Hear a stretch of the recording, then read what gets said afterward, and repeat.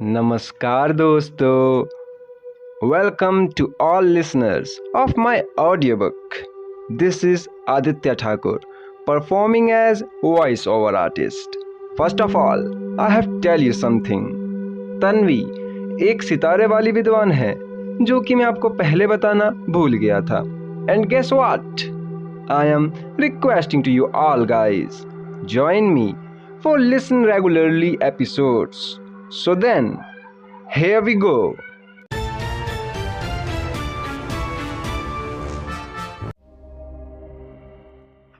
वादिया शहर के द्वार पर दो लोग शाही कपड़े पहने खड़े थे, जिनको गौर से देखने पे पता चलता कि उनके सीने पे एक बैच लगा था. उस बैच पर एक चील बना था. ध्रुव और तन्वी वादिया शहर के द्वार पर आए. उन्हें वहां खड़े लोगों ने रोक दिया. उनमें से एक ने कहा, देखो भाई, वादिया शहर में जाने से पहले आपको हमें अपनी तलाशी देनी होगी.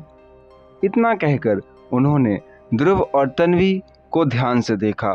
फिर कुछ देर बाद कहा, आपका कीमती वक्त देने के लिए धन्यवाद. अब आप दोनों अंदर जा सकते हैं. ध्रुव, जिसने तन्वी का हाथ पकड़ा और वादिया शहर के द्वार के पार अंदर चला गया, तभी उसे कुछ लोगों की फुसफुसाहट आई. हद हो गई यार, पूरे मुग्धा परिवार को इतनी बेरहमी के साथ किसी ने मार दिया. पूरा शहर इस बात से परेशानी में है, इसलिए शहर पर निगरानी बढ़ा दी गई है और द्वार पर पाबंदी लगा दी गई है.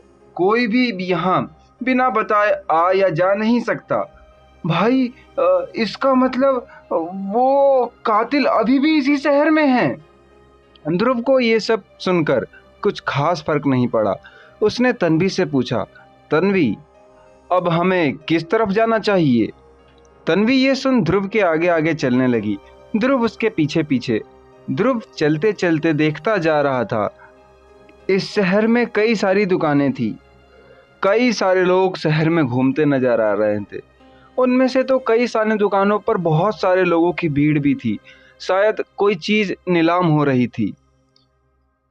और ये शहर उतना छोटा नहीं था जितना कि ध्रुव ने सोचा था. कुछ देर तक चलते रहने के बाद तन्वी रुक गई. ध्रुव को सामने एक बड़ा सा घर दिखाई दे रहा था, जिस पर बड़े बड़े अक्षरों से लिखा था, नीलामी दरबार. तन्वी ने ध्रुव को बताया, ध्रुव भैया, ये वादिया शहर का सबसे बड़ा नीलामी दरबार है. ध्रुव ने तन्वी की बात सुनी और उससे कहा, तन्वी देखो, मैं नहीं चाहता कि हमें कोई खास नज़र से देखे, इसीलिए हम अपने आप को छिपा कर जाएंगे. इतना कहकर ध्रुव ने तन्वी को एक लंबा काला कोट पहना दिया और खुद भी पहन लिया. वे दोनों उस बड़े से नीलामी घर के अंदर चले गए. अंदर जाते ही ध्रुव को गोलियां और जड़ी बूटियां की जानी पहचानी सुगंध आने लगी. ध्रुव ने देखा कि सामने कोई नीलामी चल रही थी, जिसमें कई सारे लोग उस नीलामी में अपनी अपनी ज़रूरतों की चीज़ों को ऊंचे दाम पर ले रहे थे. ध्रुव को उन लोगों के भीड़ में जाने का मन नहीं था, इसलिए वो सीधे नीलामी घर के बने काउंटर की ओर चल दिया.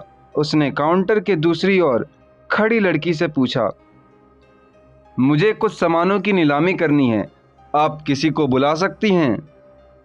ध्रुव को काउंटर पर खड़ा देख एक जवान आदमी भागा भागा ध्रुव के पास आया. उसने ध्रुव से कहा, भाई, आप उससे क्यों पूछ रहे हो? मैं इस नीलामी घर का बुजुर्ग हूँ. आप मुझे बता सकते हो आप किस चीज़ के लिए यहाँ आए हैं? ध्रुव ने उस जवान आदमी की बात सुनी और बोला, मैं 9 रैंक की गोली की नीलामी कराना चाहता हूँ. वो गोली है आत्म सुनहरी गोली. उस गोली का रैंक और नाम सुनते ही वो जवान बुजुर्ग हैरान हो गया. उसकी हैरानी उसके आंखों में साफ साफ देखी जा सकती थी, क्योंकि उसने आज तक बस रैंक 6 की ही गोली देखी थी. उसने हड़बड़ाते हुए कहा, भाई, आप मेरे साथ चलो. वो जल्दी से ध्रुव को लेकर एक खास कमरे में चला गया. उसने ध्रुव से कहा, भाई आप बैठिए, मैं इस नीलामी दरबार के लीडर को बुलाकर लाता हूँ. इतना कहकर वो जवान बुजुर्ग भागकर वहाँ से चला गया. कुछ ही देर में वहाँ उस बुजुर्ग के साथ एक अधेड़ उम्र का आदमी उस खास कमरे में आया। उस अधेड़ उम्र के आदमी ने कहा, नमस्ते, मैं विक्रांत, इस नीलामी दरबार का लीडर हूँ। क्या आप सच में रैंक 9 की गोली की नीलामी कराना चाहते हैं? ध्रुव ने विक्रांत की बात सुनकर कहा, हाँ, मुझे कुछ जड़ी बूटियाँ भी चाहिए, इसीलिए। इतना कहकर ध्रुव ने एक बोतल अपने अंगूठे से निकाली और फिर उसे विक्रांत को दे दिया।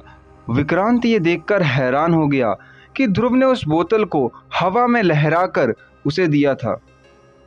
विक्रांत ने मन ही मन सोचा, ऐसा तो कोई शक्ति देव ही कर सकता है।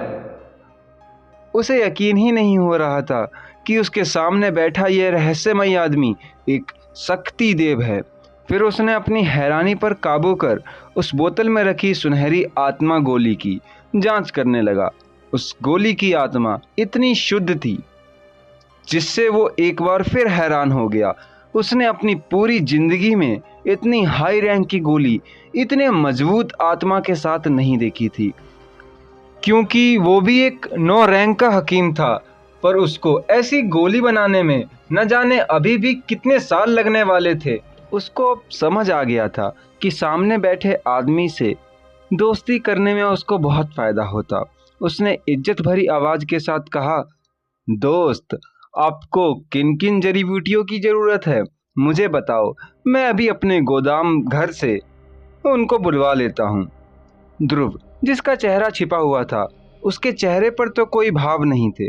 उसने शांति से एक कागज का टुकड़ा निकाला जिस पर कई सारे जड़ी बूटियों के नाम लिखे थे और साथ ही साथ उसने 1 दर्जन से भी ज्यादा बोतलें विक्रांत की ओर भेज दिया। विक्रांत ये देखकर उसका दिल मुंह में आ गया कि वो रहस्यमयी आदमी सुनहरी गोली दर्जनों में उसको नीलाम करने के लिए दे रहा था। उसने हड़बड़ाकर ध्रुव से पूछा, दोस्त, आप अगर जल्दी में ना हो तो मैं एक बड़ी नीलामी का आयोजन करूं, उसमें आपको बहुत ज्यादा फायदा होगा। उसकी बात सुन ध्रुव शांति से बोला, दरअसल मैं थोड़ा जल्दी में हूं, तो आप थोड़ा जल्दी कर दीजिए। ध्रुव को जल्दी में देख विक्रांत ने कहा, दोस्त, आप मुझे बस 15 मिनट दे दो, मैं आपका काम करके अभी आया। इतना कहकर विक्रांत उस बुजुर्ग के साथ उस खास कमरे से चला गया। उन लोगों के वहां से जाते ही वहां कुछ लड़कियां हाथ में चाय की ट्रे लिए और खाने की सामग्री लेकर वहां आई। उन्होंने वो सारा कुछ मेज पर रख दिया। ध्रुव को पता था इस काम में थोड़ा समय लगता, इसलिए उसने तन्वी से कहा, तन्वी, तुम कुछ खा लो, अभी थोड़ा समय लगेगा। फिर तन्वी और ध्रुव उस कमरे की शांति को बढ़ा रहे थे। उन्होंने कुछ नहीं कहा। कुछ देर बाद वहां हड़बड़ाकर विक्रांत आया। उसने ध्रुव से कहा, दोस्त, आपकी गोलियों की नीलामी पूरे 50 लाख में हुई है, जिसमें से आपके अनुसार बताई गई जड़ी बूटियों की कीमत 15 लाख है और नीलामी घर का हिस्सा 10% काटने के बाद अभी आपके 30 लाख इस आध्यात्मिक कार्ड में हैं। ध्रुव, जिसने अपना सर हाँ में हिलाया। फिर विक्रांत ने लगभग 9 बोतलें जिसमें जड़ी बूटियां थी और वो आध्यात्मिक कार्ड ध्रुव को दे दिया। दरअसल विक्रांत को नहीं पता था कि ध्रुव शक्ति देव है भी या नहीं, इसलिए उसने ध्रुव को आध्यात्मिक कार्ड दिया था, क्योंकि उस आध्यात्मिक कार्ड को सिर्फ एक शक्ति देव या उससे ऊपर के रैंक के योद्धा ही इस्तेमाल कर सकते थे।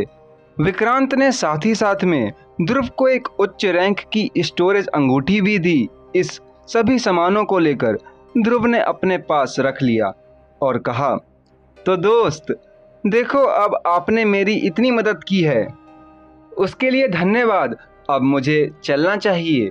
इतना कहकर ध्रुव और तन्वी उस कमरे से जाने लगे।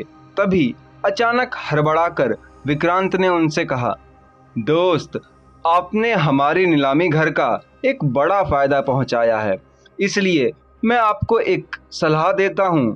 वादिया शहर में किसी हथियारे ने पूरे मुग्धा परिवार को खत्म कर दिया और सुनने में तो ये भी आया है कि वो सभी हकीमों को मार रहा है, इसलिए आप थोड़ा संभल कर रहना। उसकी बात सुन ध्रुव मुस्कुराकर बोला, ठीक है, आपके सलाह के लिए धन्यवाद, मैं ध्यान रखूंगा। इतना कहकर ध्रुव और तन्वी वहां से चले गए। विक्रांत उन दोनों को इज्जत भरी भावों से देख रहा था। तभी उसके पीछे खड़े बुजुर्ग ने कहा, लीडर, आप उस आदमी से इतनी अच्छी तरह क्यों बात कर रहे थे? वो तो बस एक 9 रैंक का हकीम है।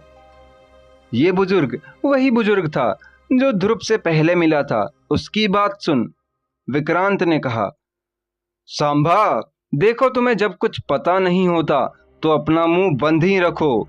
वो रहस्यमयी आदमी एक 9 रैंक का हकीम ही नहीं, बल्कि मुझसे भी अच्छा हकीम है। इतना ही नहीं, वो एक शक्ति देव भी है।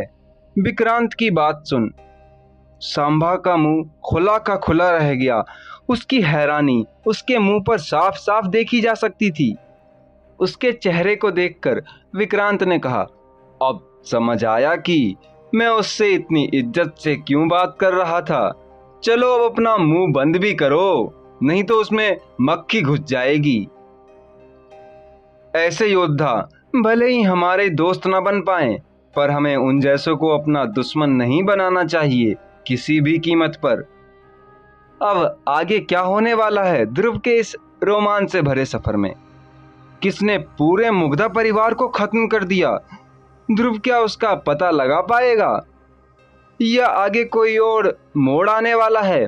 अगर आपको आगे की कहानी सुनना है तो कमेंट करिए नेक्स्ट एपिसोड, और हाँ, वीडियो को शेयर करना मत भूलिएगा।